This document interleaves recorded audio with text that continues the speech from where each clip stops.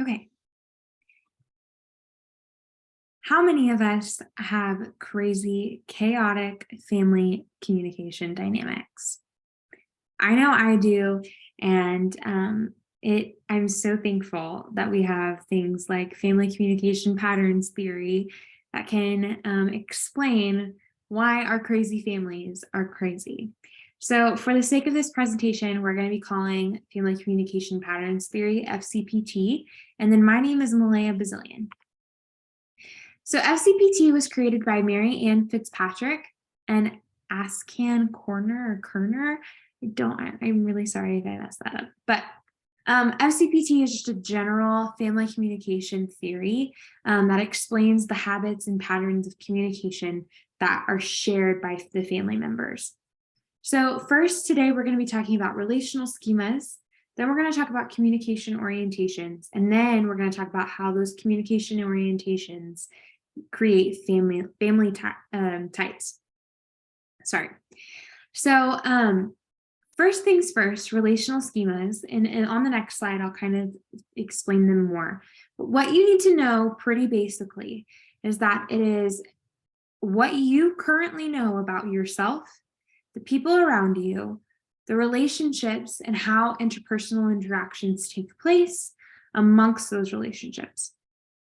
So this can kind of be shaped by your memories or experiences or observations, whatever kind of shapes what you know about yourself, the people around you, the relationships around you, and then their interpersonal interactions. So I think of relational schemas as a pyramid cut up into 3 parts. So at the bottom, pretty generally, is pretty broad. But it's about the knowledge about relationships in general. So this can be what you know about relationships from movies, TV shows, songs, observations, and many other things. But it's just relationships. It can be about your friends, your romantic partners, family relationships, and it goes on and on and on. Then to get more specifically, but still broad, we're talking about knowledge about family relationships in particular. So moms and dads typically are husband and wives. Children are typically brothers and sisters or siblings or whatever, those kinds of things. And then to get really specific, it's the knowledge about your personal family relationships. So maybe this is the relationship that you have with your parents, or your parents have with your siblings, or they have with one another, the relationships that you share with your grandparents, all of that. So that's relational schemas. It helps us understand why we know what we know about the relationships around us. So the orientations, there are 2 of them, and they make up the family types that we'll get into here in just a second. There's conversation and conformity. So conversation, you can either rank really high on this or very low in this. So to rank high means that you have a family that lives in talkative environments.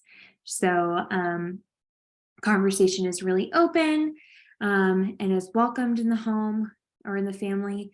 It's just very, very talkative.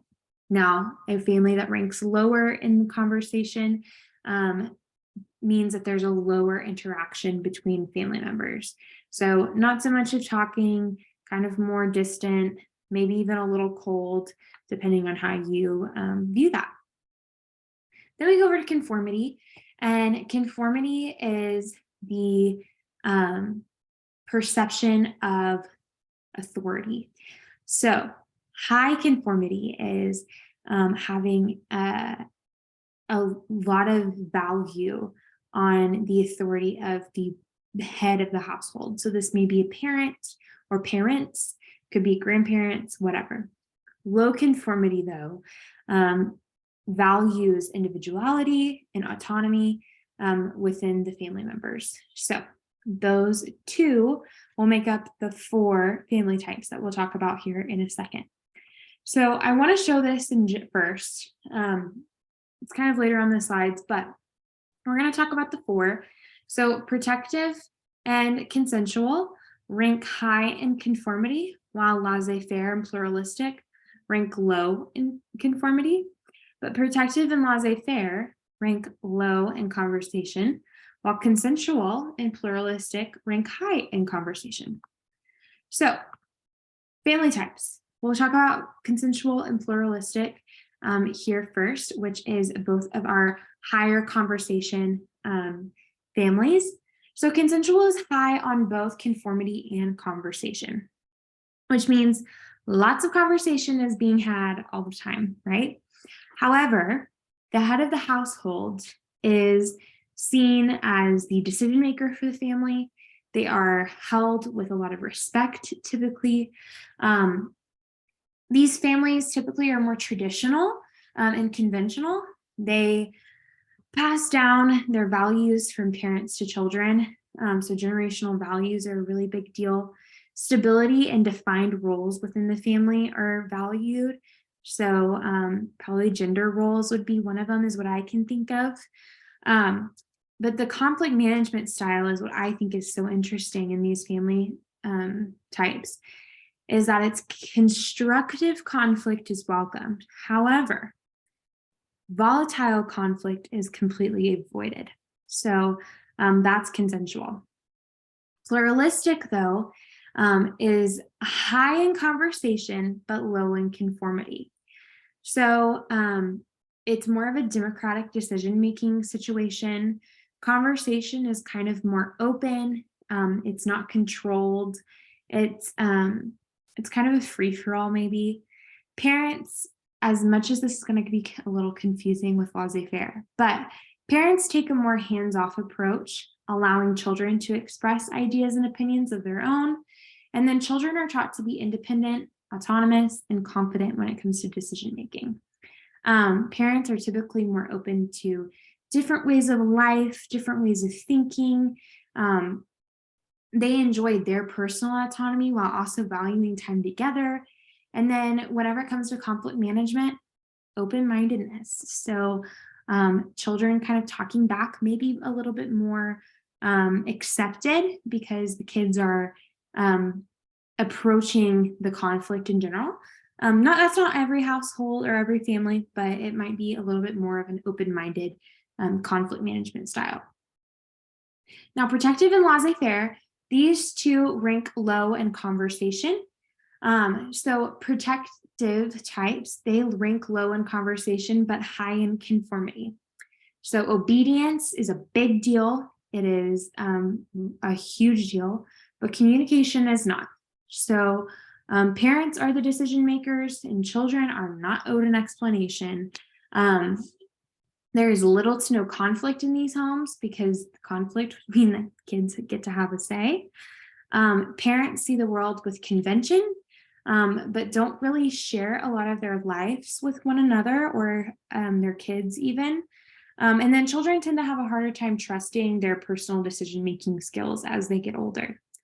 But then laissez-faire, on the flip side, is low in conversation still, but low in conformity. So this is really the free-for-all, hands-off approach. Everyone in the house is kind of going their ways. They're doing their own thing, going a million different directions. There's probably some emotional disconnect. Conflicts are avoided. There's really not a whole lot of investment in the family members and whatnot. Children make their own decisions and don't really consult the parents. But what I think is interesting about this is, even though kids are allowed to make their own decisions pretty early on, they actually, because of the lack of support from their parents, have a harder time trusting themselves with decision making. So that's kind of interesting. So those are our 4 family types. And again, this is our graph or dynamic that's, or diagram that's in our book that we went over a second ago. So today, what I want you to do is I want you to grab a piece of paper and something to write with. I did it on here so that you can kind of see, but I want you to draw your family tree. So this is mine. Mine's a little complicated, but we'll get to it. So my mom and dad, they got married very, very young, and they had me. My mom unfortunately passed away, And my dad married my stepmom, but my stepmom already had both of my brothers. And then my dad and stepmom, when they got married, they had 2 daughters. So both of my half sisters. When I was growing up, I lived in a more pluralistic household where my my thoughts were very seen as constructive to the home and were valued. I had a choice whenever it came to decision making. With my brothers, with their mom, it was more so what mom said goes and kids follow. My dad and stepmom have kind of combined that a little bit into the consensual type. And so lots of conversation, but mom and dad make the final say. And then I would say that my dad and stepmom have taken an approach with each of their stepchildren. So my stepmom with me and my dad with my brothers have taken more of a like laissez-faire type of relationship. So what I want you to do is after you've drawn that family tree, I want you to identify where you see the different family types in your family tree. You might only see 1, you may see 2, you may see all 4, who knows? I see all 4 and I'll show you that here in a second. So if you see pluralistic, I want you to draw a triangle. So this again is my mom, dad, and me. And then if you see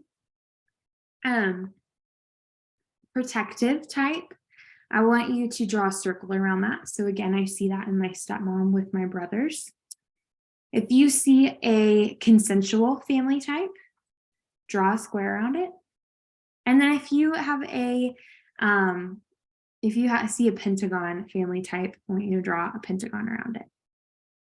So I hope with this activity that it teaches you it applies the FCPT theory onto your own family and helps you kind of gather what you like and what you don't like about your family and how maybe you can improve and change and whatnot. I know it helps me. I'm pregnant with my first child. And so I look at this theory and it really inspires me to change things that I saw growing up within my family type and how I want for my child to experience family types as he gets older. So with our newfound information today, we talked about relational schemas, we talked about family types and the family orientations.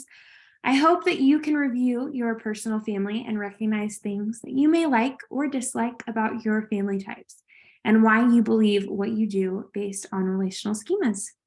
My hope is that through this activity, you might be able to learn something to improve your personal family communication. Thank you so much for listening. Have a great day.